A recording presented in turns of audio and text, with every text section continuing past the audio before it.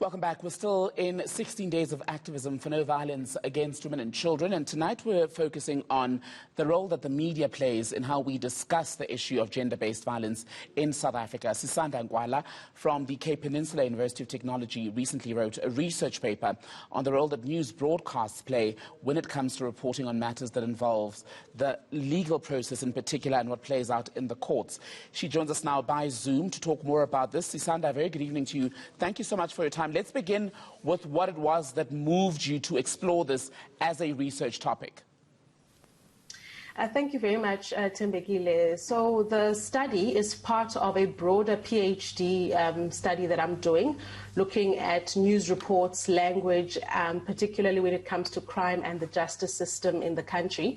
And I'm moved by this because for most South Africans, the media, particularly television and radio, are the main means through which they learn about what happens in court.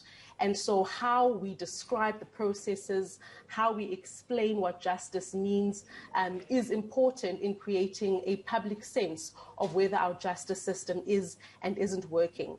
And this particular paper looks particularly just at the cases involving instances where children have been subjected to violence, either being murdered or raped, and how in 2019 those cases were reported on by the television news broadcasters in the country. And one of your observations was that often in the reporting there's a tendency to become quite sensational, especially in television and broadcast media. Do you think that sensationalism is deliberate or comes, for example, from an issue that we know in the industry has been spoken about quite a lot, the juniorization of newsrooms?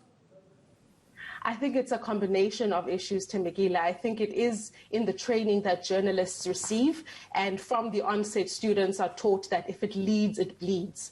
I think it is the juniorization of newsrooms, and I think there's also, on the part of journalists, an urgency to make these matters uppermost in people's minds. So the inclination may be, I want to show just how gratuitous the violence meted out on these particular victims has been, and so you delve into details that are quite gratuitous.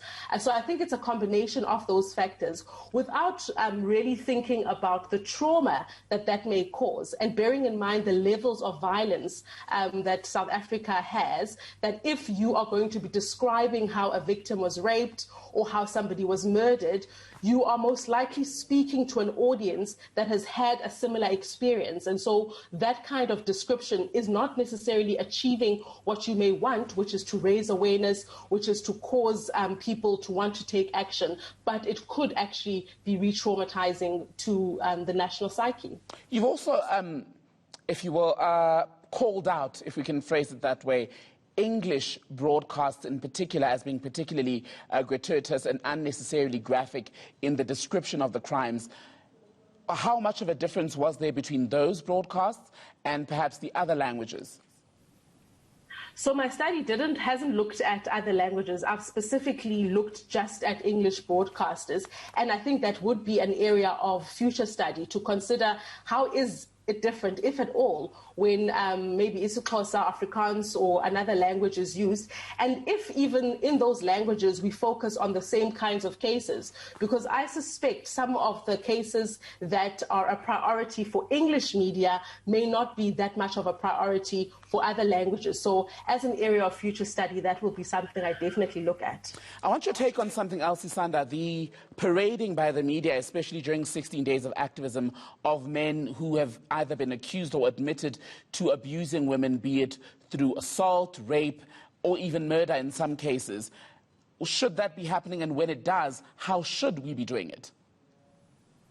My personal view is that we really need to be careful around how we portray so-called recovered abusers and recovered criminals, because one of the things that my study does find is that in these court cases, particularly when a sentence is being delivered, there's quite an emphasis on the emotional state of these criminals. We'll often see them crying on the stand, and we'll often hear them expressing remorse about how sorry they are, without being given context as to whether or not, for the duration of the trial, did this person really express this remorse, or is this remorse coming now that they are finally being sentenced and they face a hefty sentence?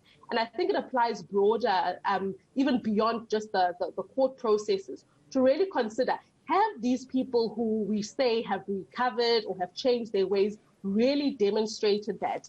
And what are we doing to the victims of these perpetrators when we parade them and laud them as having changed their ways and are now doing good to society?